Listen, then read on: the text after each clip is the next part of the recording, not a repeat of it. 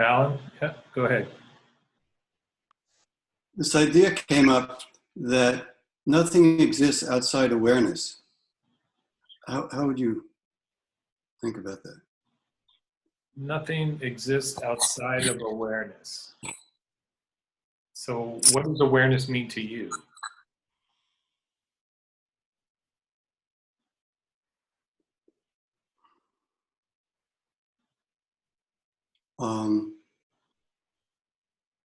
Well, I guess it's what is. I guess it sounds like there's two things. There's awareness and there's what's in awareness, doesn't it? Right. So that's a good point. So there's what is, and there's awareness of what is. Mm-hmm. Duality. Right. Okay. Now, if there's simply awareness, then that's not limited.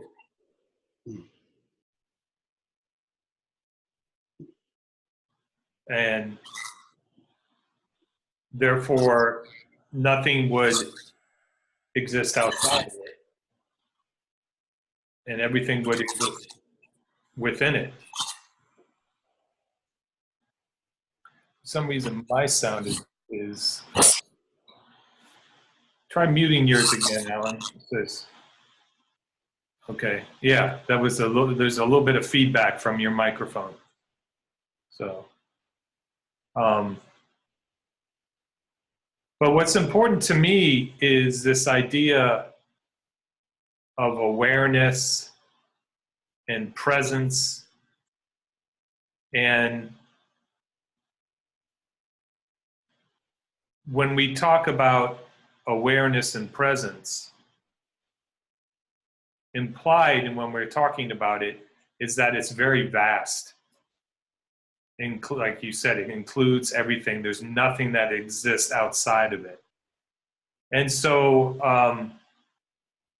my question would be, well, what is my relationship with that? Because I'm asking a question about it. So ultimately, we'd say everything is consciousness. Consciousness is all there is. But in the present moment, we're asking about that consciousness, which equals awareness. And so we ask about it in this vast way, like in such a way that the questioner cannot be that.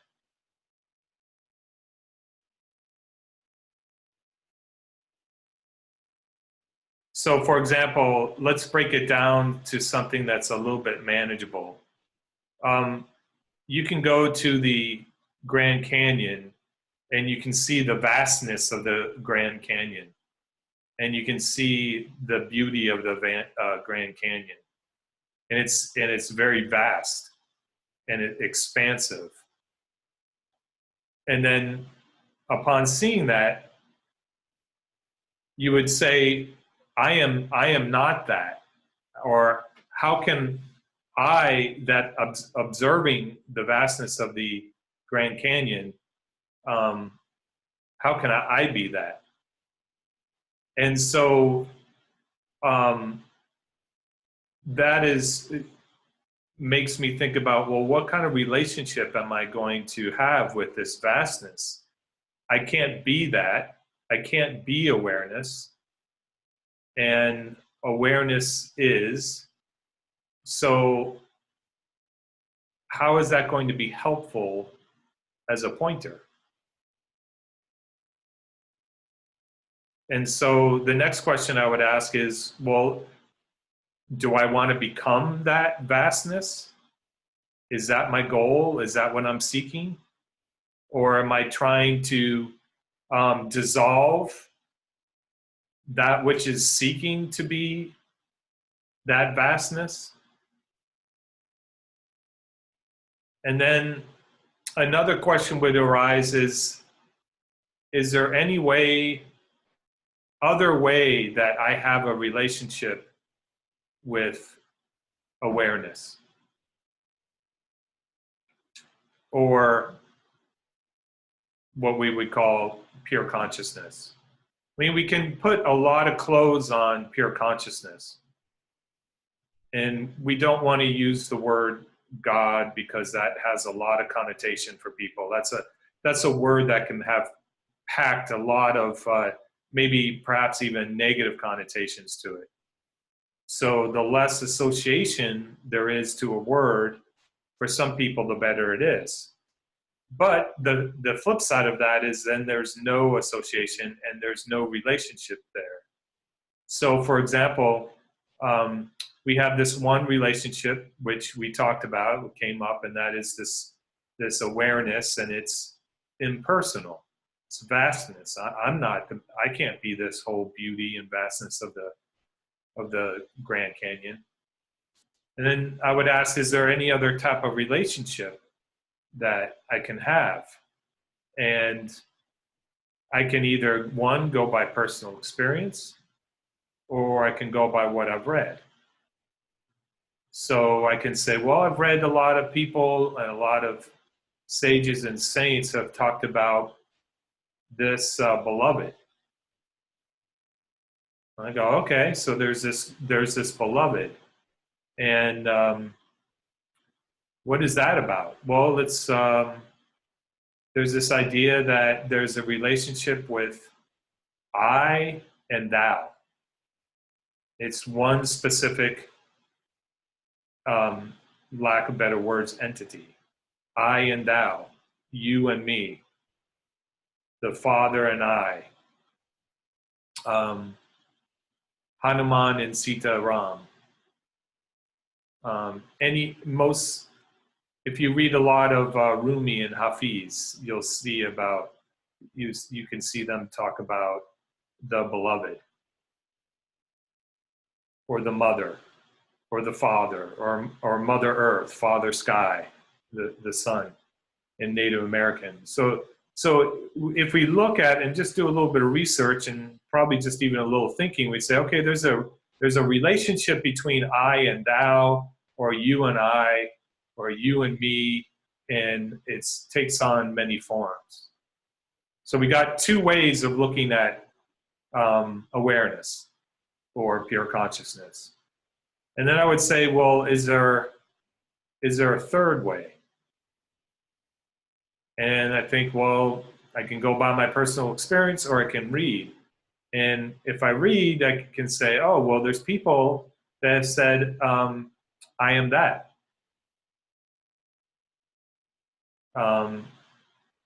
And I am that I am.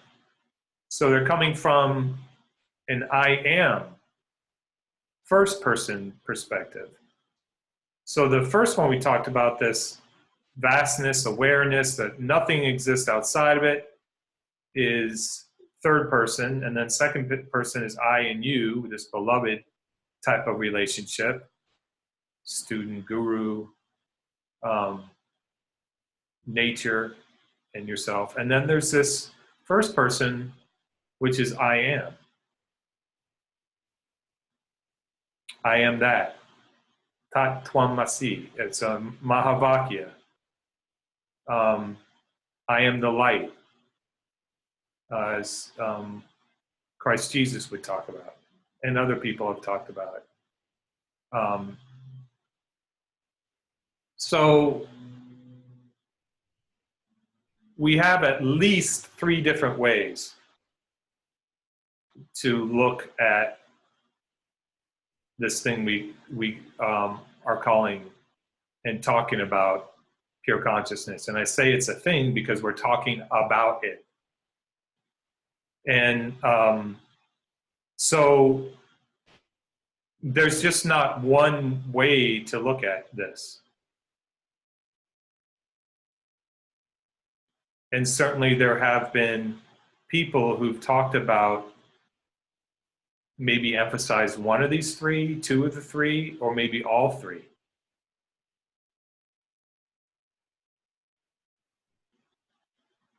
And one is not better than the other. They're just different ways to look at it.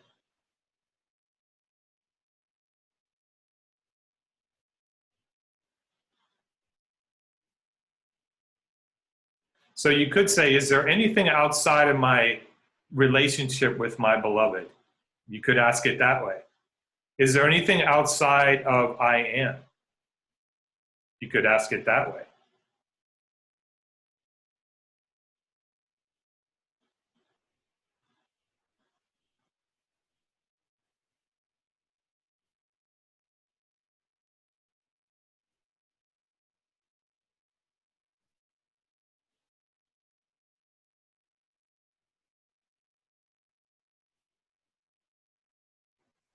Go ahead.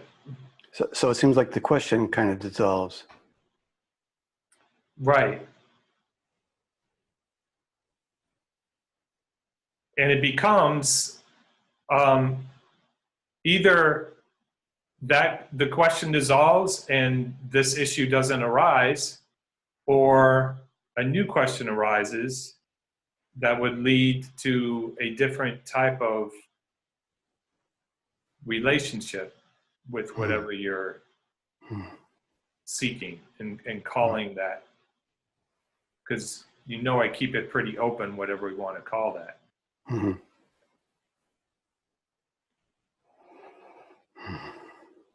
So I remember, we've talked about that experience you've had, where you've had a mystical experience, and within that experience was obviously a vastness to it. Now, that is definitely a example of the first type of experience we were talking about, where it's a third person and it's impersonal, and then if you feel moved to, you could inquire and say, well, do I have a relationship with that in any way, where it's me and that, or am I that vastness? Am I that space?